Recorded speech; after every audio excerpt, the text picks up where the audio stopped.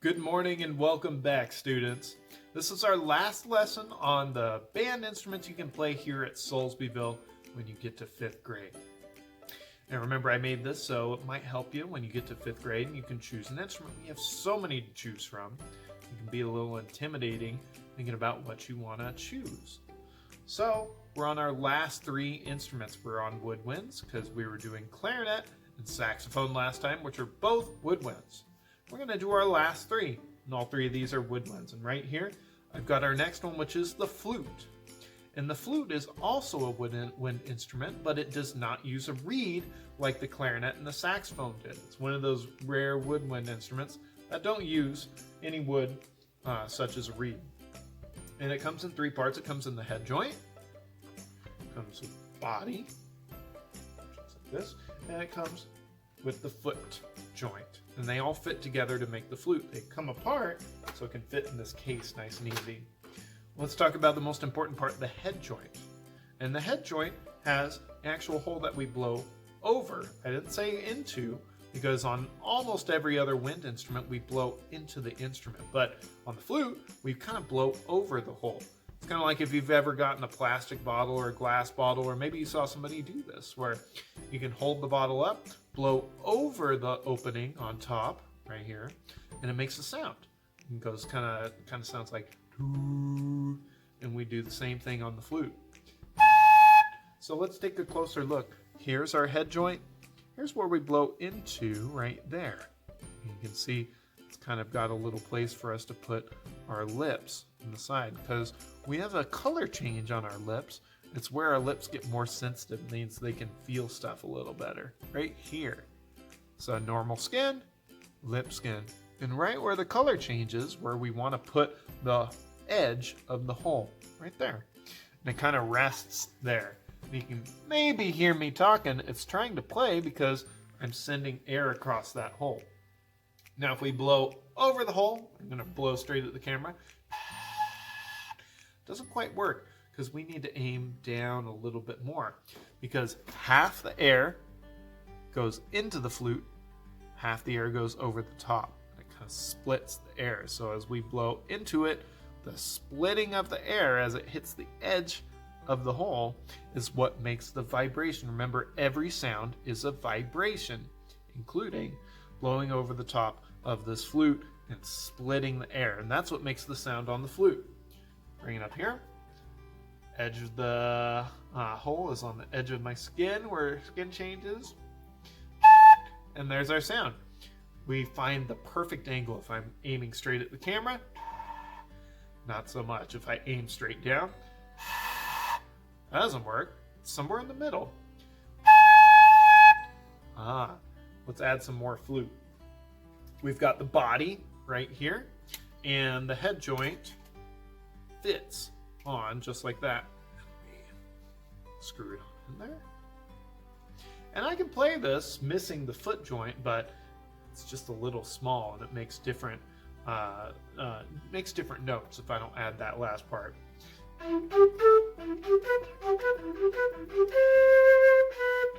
So let's add, come on camera. I don't know what it's trying to focus on there. Let's take the foot joint. We're going to put that on. Now the flute is all put together, just like that. And then if I blow over the top, but there's more to it. We have all these holes. You can see we call the keys. Holes, and the keys are what we push down. And you can see, just like on clarinet and sax, if I push one down, most of them push down a whole bunch other. Just like that. Some don't, some do.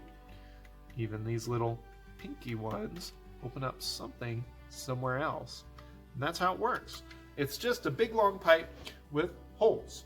And as we close more and more to make it just a normal pipe, if I closed all the holes, we can get the lowest note. So I can start with all the holes open.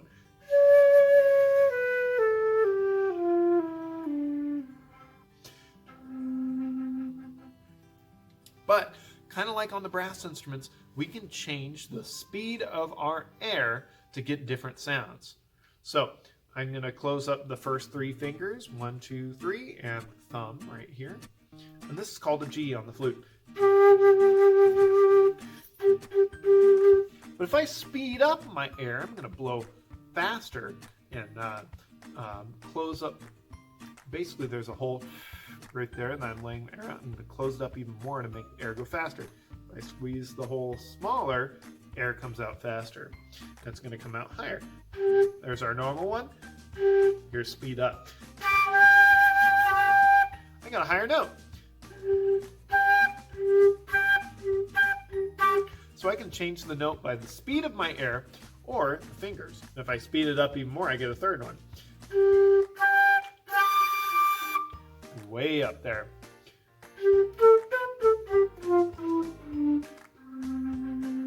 So kind of like on brass instruments, you can use your air to make different notes, and you can use your fingers to make different notes. And when you watch professional flute players, they're doing both at the same time.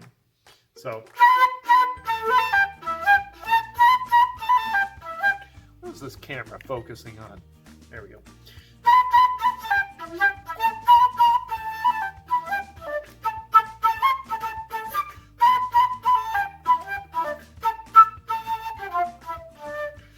That's the flute. I think it's time to look at a professional though, because I play the saxophone, but I'm not a professional flute player. So why don't we look at a real flautist? That's a flute player, by the way, if you want to impress everybody around you with a new word. Flautist is a person who plays flute. So let's look at a professional flautist. Students, I couldn't decide between these 2 professional flute players. So I ended up just deciding, you know what, let's just cut them both short so we can see both. So we'll start right here with Elizabeth Wentland. She's going to be playing this flute solo in D major. Let's take a look.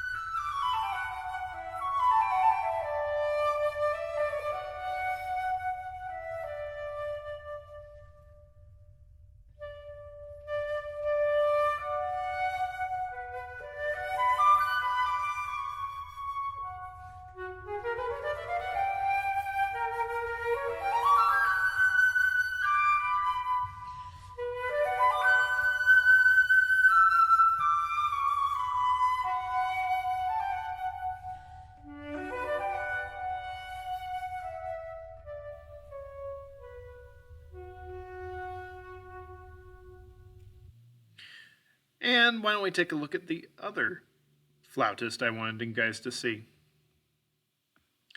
And here he is. His name is Cosmin Sioka. I believe that's how you pronounce his name. And he's going to do some extra stuff on the flute that takes a very long time to learn, but some flute beatboxing.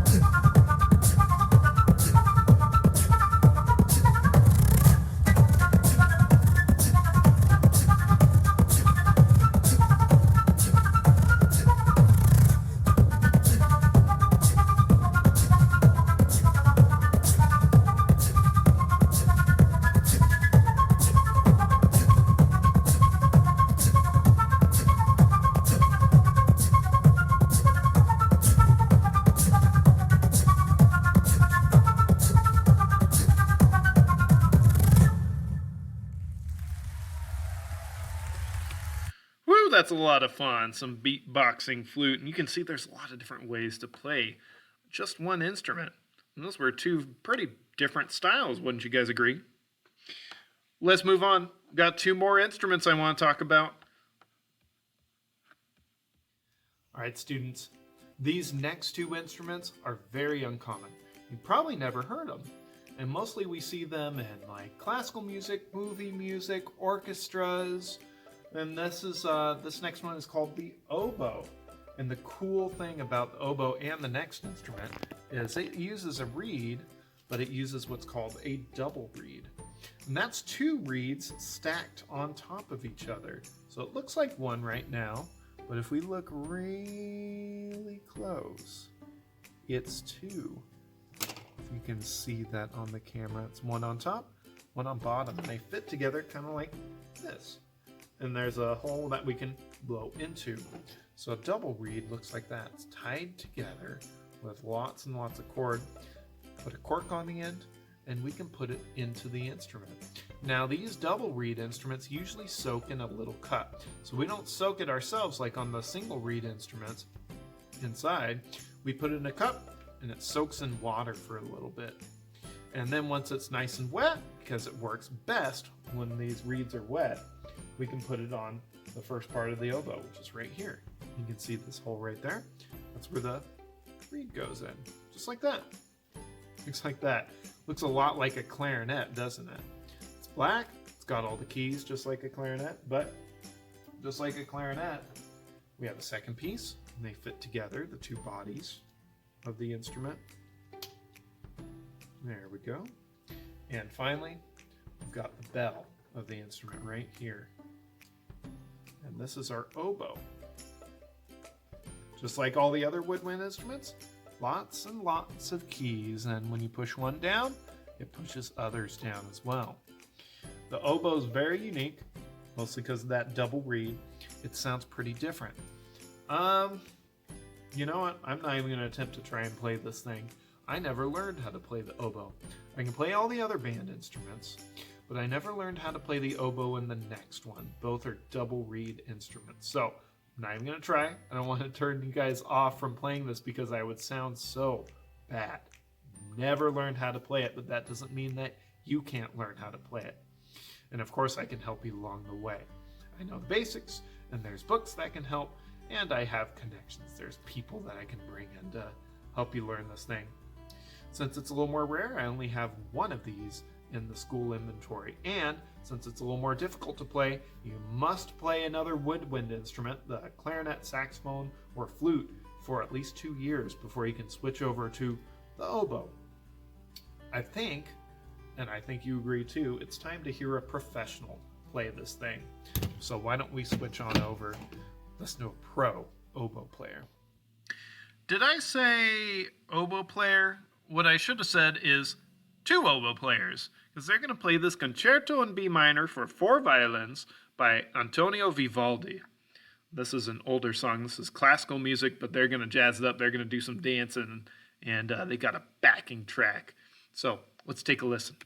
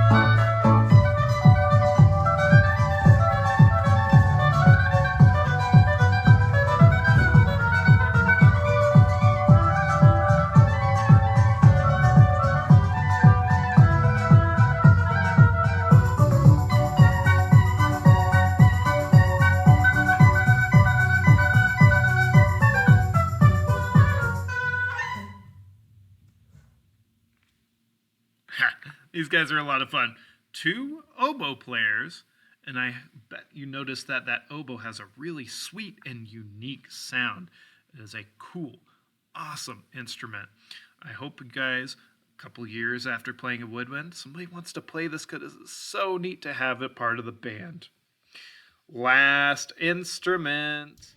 Last instrument, students, and it is the strangest one of all of them. That's because this is the bassoon, and it looks like, I already put it together because it takes a little bit to put together. I didn't want to bore you guys. Looks like this. Whoa! You don't see it very commonly, except in orchestras or classical music or even movie music. You'll hear it a lot. So we have the bassoon, but how in the heck do we play this? Well, we need to get this, the bocal. The bocal is kind of like the neck on a saxophone. So if we put it right there, that's where we play into. But what do we need? We need, just like the oboe, a double reed. That's 2 reeds stacked on top of each other, which looks like this. And if you see right there, aha! Once again, it's 2 reeds stacked on top of each other like that. And we blow into it. Kind of like this. We put both our lips over our teeth and play like that. The reed sits in a cup of water while you're assembling the instrument because it works best when it's wet. And once you're all done, that reed should be wet enough to put on the bocal. So that's what we play into. Bring it up, just like that. And we will usually have a neck strap, kind of like the saxophone, to hold it, or one that goes under where you sit. And we end up looking like this when we play. This thing has crazy buttons, man. There's like 1, 2, 3, 4, 5 for one thumb, and then a bunch other for the other thumb. On top of just a lot of crazy buttons all over the place. And because it's kind of a unique instrument, I never learned how to play it. But that doesn't mean I can not teach you how to play it. If you end up wanting to play this, it is a super cool instrument. It has a very unique sound. I think it's time to watch a professional to hear this unique sound. Again, you don't want to hear me play it. Never learned how to play this thing, so all I do is scare you off from the instrument. So let's hear a professional. Here we go, guys. Here's a professional bassoon player. He's going to play a cover of a Britney Spears song, Toxic. Super cool. Recorded over himself playing all the different parts. I think we've seen one of these before. They end up sounding really neat. Here we go.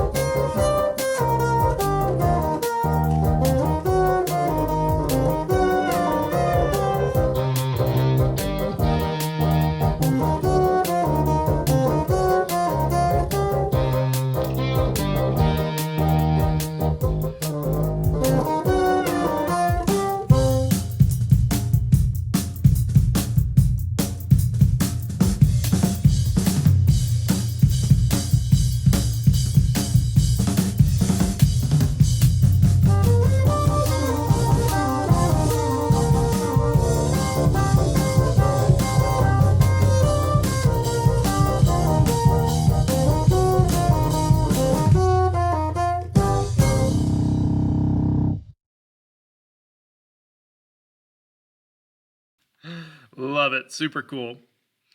Well, we've reached the end, students. Well, students, thank you so much for joining me and learning about all these different instruments that you can learn how to play here at Soulsbyville. So remember, when you get to 5th grade, you get to choose one of these.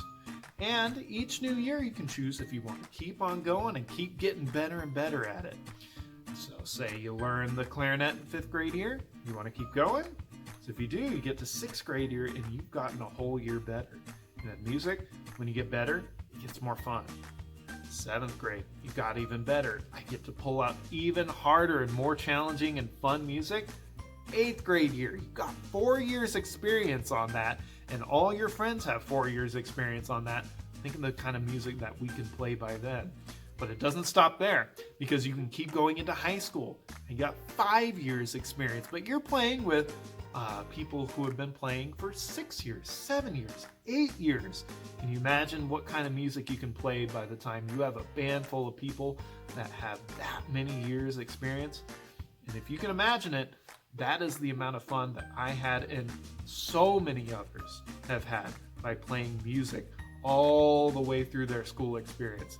It was the best part, at least for me, of going through school. I looked forward to it every single day. And it was so much fun, to the point that I went on to college to become a music teacher so I could share it with you guys too. I love coming into band every day to school, and sharing it with you guys so you can have the same experience that I had. So, no matter what you want to play, be it the flute, or the clarinet, or the saxophone, or we'll switch over to the brass instruments, the trumpet, or the baritone, or the trombone, or the tuba, or if we go over to percussion, or percussion. Remember, that's mallets and drums. Or if you're one of these people that would like to try something a little challenging, remember you did 2 years on brass, maybe you want to try out the French horn. Or you did your woodwind 2 years, you want to try out the oboe. Or maybe the big bassoon. No matter what you want to play, students, don't miss your opportunity to start learning when you reach 5th grade. Learning now can become a lifelong thing, not just school. I just talked about how much fun it is to do it all the way to your senior year in high school, but this can be a lifelong thing for you.